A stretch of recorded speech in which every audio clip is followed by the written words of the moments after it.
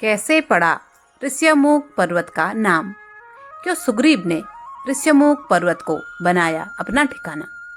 जब रावण और उसके असुरों का अत्याचार बहुत बढ़ गया था, तब बहुत से ऋषि उन अत्याचारों के विरोध में एक साथ एक पर्वत पर जाकर रहने लगे।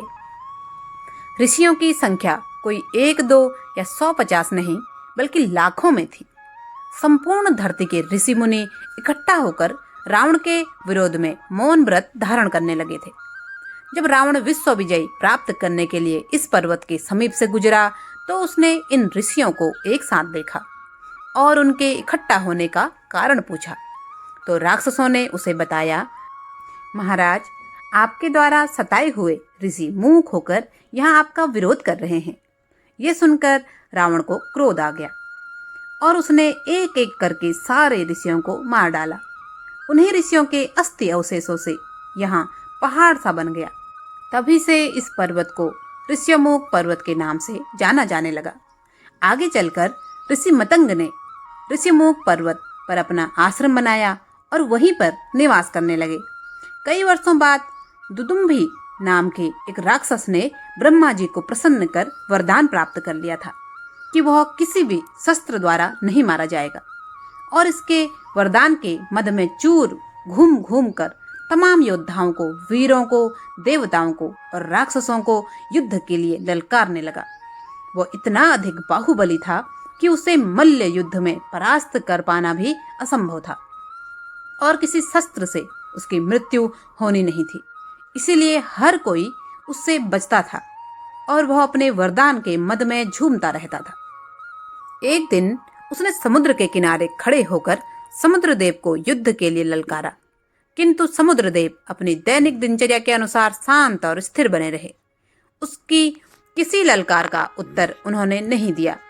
दुदुम्भी ठहाके लगाता हुआ वहां से चला गया और जाकर हिमालय पर्वत पर पहुंच गया और पर्वत में घूंसे मार मार कर वह हिमालय को युद्ध के लिए ललकारने लगा। जब तक हिमालय उसे सह सकते थे उन्होंने सहा, पर जब उसकी हरकतें बर्दाश्त के बाहर हुई तो उन्होंने प्रकट होकर कहा, दुदुम्भी, हम तो सामान्य से पर्वत हैं। तुम जैसे महापराक्रमी राक्षस के आगे हमारा क्या वश। यदि तुम अपनी शक्ति को आजमाना चाहते हो तो किष्किंधा जाओ और वहां के राजा बाली को युद्ध के लिए आमंत्रित करो। यदि बाली को तुमने परास्त कर दिया तो फिर संपूर्ण पृथ्वी पर ऐसा कोई वीर नहीं होगा जो तुम्हें पराजित कर सके। हिमालय पर्वत की इस सलाह पर दुदुम्भी दौड़ता हुआ अपने इसी मद में सीधा किष्किंधा जा पहुंचा, जहां राजा बाली अपने और अपने छोटे भाई सुग्रीव के साथ परिवार सहित बड़े प्रेम से रहता था। उसने किष्किंधा पहुंचकर बाली को भी उसी प्रकार ललकारा, रे बाली, तू अपने आप को बहुत बलवान योद्धा समझता है। माँ का दूध पिया है तो आ, मुझसे युद्ध कर और मुझे परास्त करके दिखा। युद्ध की इस चुनौती को सुनकर बाली का क्रोध 7वें आसमान पर जा पहुंचा और वह दुदुम्भी को मारने के लिए उसी समय अपने महल से निकल पड़ा। दुदुम्भी ने बाली को ललकार तो दिया, पर वह इस तथ्य से अनजान था कि बाली को भी एक विशेष वरदान मिला हुआ है, जिससे वह उस व्यक्ति की आधी ताकत बाली में समा जाती है जो उससे युद्ध करने के लिए उतरता है। दुदुम्भी के साथ भी ऐसा ही हुआ। जैसे ही बाली उसके सामने आया, दुदुम्भी की ताकत आधी रह गई। वो अपने आप को कमजोर और थका हुआ सा महसूस करने लगा, किंतु युद्ध की चुनौती दे चुका था, इसलिए पीठ दिखाकर भाग नहीं सकता था। दोनों में घमासान युद्ध हुआ और बाली ने लातों और घूंसों से मार मार कर दुदुम्भी को लहूलुहान कर दिया और थोड़े ही समय में दुदुम्भी की मृत्यु हो गई। दुदुम्भी मर चुका था, किंतु बाली का क्रोध अभी भी शांत नहीं हुआ। उसने दुदुम्भी के शव को और लातें मारी। इसके बावजूद जब उसका मन नहीं भरा तो उसने दुदुम्भी असुर का मृत शव दोनों हाथों से उठाकर एक ही झटके में 1 योजन दूर फेंक दिया। हवा में उड़ते हुए मृत दुदुम्भी के मुंह से रक्तस्राव हो रहा था, जिसकी कुछ बूंदें मतंग ऋषि के आश्रम पर भी पड़ गई थी। ऋषि मतंग ने अपने दिव्य तप से सारा हाल जान लिया और जब उन्हें पता चला कि ये बाली ने किया है तो उन्होंने उसी समय बाली को श्राप दे डाला कि अगर वह कभी भी ऋषिमुख पर्वत के 1 योजन के आगे उसके पास भी आएगा तो अपने प्राणों को खो बैठेगा। दुदुम्बी के भाई का नाम मायावी था। जब उसे अपने भाई की मौत का पता लगता है तो वह भी वानर राज बाली को युद्ध के लिए ललकारता है। बाली कई बार मायावी को समझाता है कि वह लौट जाए, युद्ध करेगा तो उसकी मौत निश्चित है। हालांकि मायावी नहीं मानता और वानर राज बाली पुनः युद्ध के लिए आता है, किंतु बाली के डील डोंक और आधी ताकत के वरदान से घबराकर मायावी भाग उठता है। बाली मायावी का पीछा करने लगता है। मायावी एक गुफा में जाकर छिप जाता है।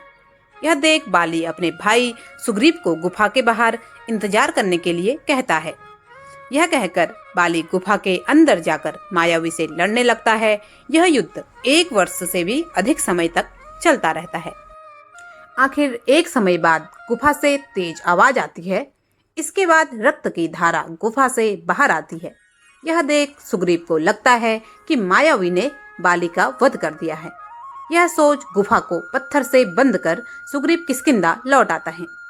प्रजा में यह सूचना फैल जाती है कि वानर राज बाली को युद्ध में वीरगति प्राप्त हुई है। यह जान सुग्रीव को नया राजा बनाया जाता है। कुछ दिनों बाद बाली पुनः लौटकर अपने राज आता है। यह देख सब हैरान हो जाते हैं। क्रोधित बाली अपने भाई के कार्य से अप्रसन्न हो जाता है और क्रोधवश उसे भी मारने दौड़ पड़ता है। सुग्रीव इस बात को जानता था कि बाली के अथाह बल के आगे वह टिक नहीं पाएगा, इसलिए वह जान बचाकर भागता है। किंतु बाली पागलों की भांति चिल्लाता और हुंकार भरता हुआ उसके पीछे पीछे दौड़ा। ऐसे में सुग्रीव को मतंग ऋषि का बाली को दिया हुआ श्राप याद आ जाता है और वह ऋषिमुख पर्वत पर भाग जाता है। और इस प्रकार के डर से वह इसी पर्वत पर अपनी गुफा बनाकर रहने लगता है, जहां कालांतर में भगवान श्री राम ने आकर सुग्रीव से मित्रता की और बाली वध कर सुग्रीव को वापस किष्किंधा का राजा बनाया। आज की कहानी आपको कैसी लगी?